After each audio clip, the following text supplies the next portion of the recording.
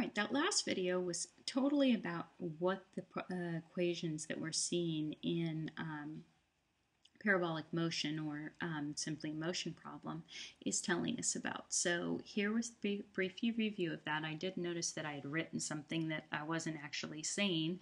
So just in review here, the height at 1 second or 1 unit of time is given by evaluation. And what we're going to be interested in right now is setting this thing equal to 0, which makes it a quadratic equation or a polynomial equation in standard form, which we know we solve by factoring.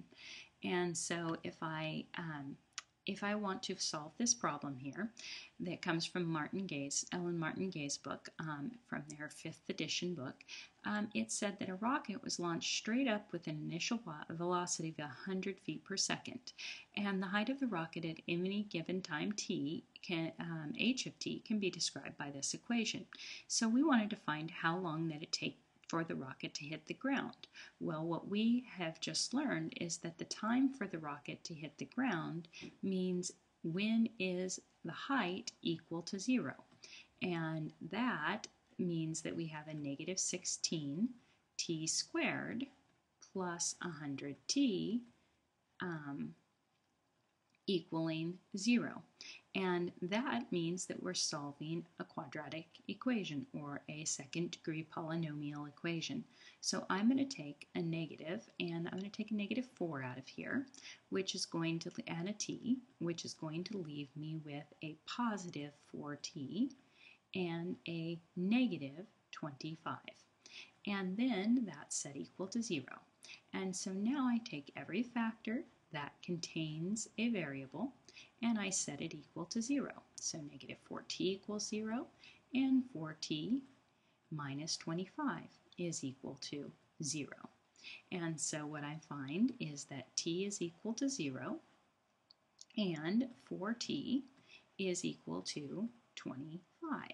And therefore t is equal to 25 fourths, or 6.25 or 6 1/4, and these would be in seconds because it's in feet per second for the initial velocity, so 6.25 seconds.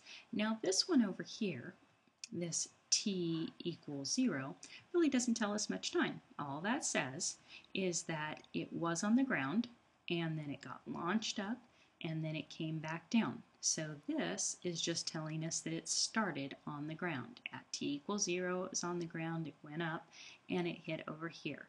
And this is the time it took to get there, and that's what we're interested in.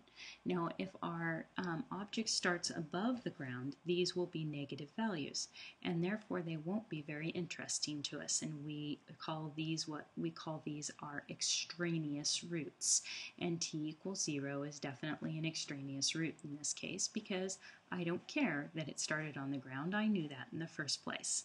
And then it says, at what height was the rocket launched? Well, the height that the rocket was launched, that's getting at, again, just like I said before, that is getting at what the initial height is. And remember that the initial height at which it's launched is at time 0, what's the value of this equation?